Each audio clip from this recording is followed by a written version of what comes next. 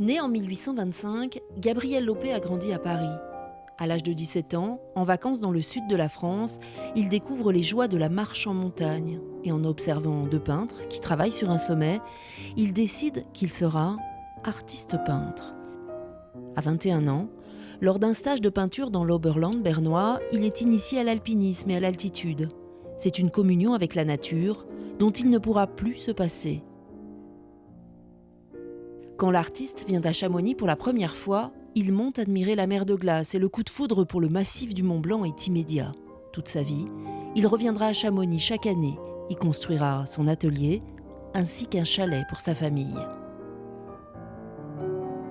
Sa santé et son endurance lui ouvrent les portes de l'alpinisme de haut niveau qu'il pratique avec ses amis anglais de l'Alpine Club de Londres.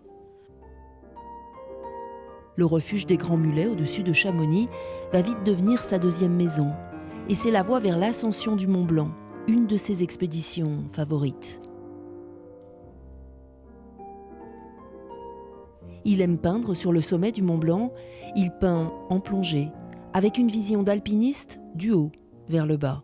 Lopé représente la neige et la glace dans des espaces infinis, totalement isolés et encore ignorés par la photographie.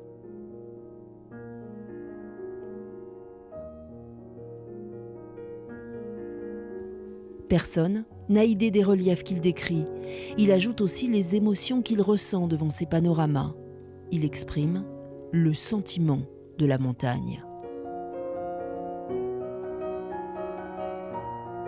Si Gabriel Lopé est le premier peintre alpiniste de sa génération, il aime aussi voyager pour découvrir des villes, des campagnes, des bords de mer, l'Angleterre, l'Écosse ou encore l'Italie et la France. Ces tableaux-là sont de petits formats et ne sont pas à vendre. Il les garde chez lui, les offre à sa famille ou à ses amis.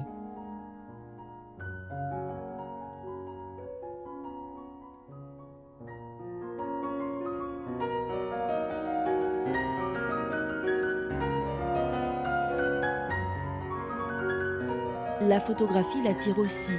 À partir de 1890, il y consacre beaucoup de temps pour garder des souvenirs de ses petits-enfants.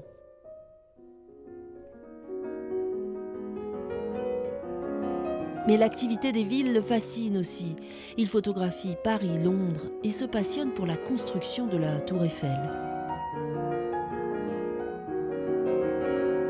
Les trains à vapeur révolutionnent les voyages. Et Gabriel Lopé est un adepte de la modernité et du progrès technique. Il aime voyager en train et admire l'électricité qui commence à éclairer les villes.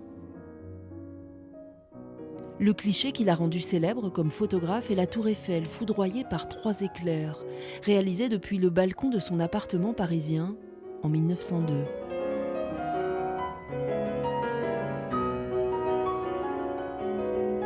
À une époque où les peintres classiques travaillaient en atelier, Lopé fut un pionnier qui s'évadait pour conquérir de nouvelles altitudes inconnues et isolées pour chercher et peut-être atteindre le sublime.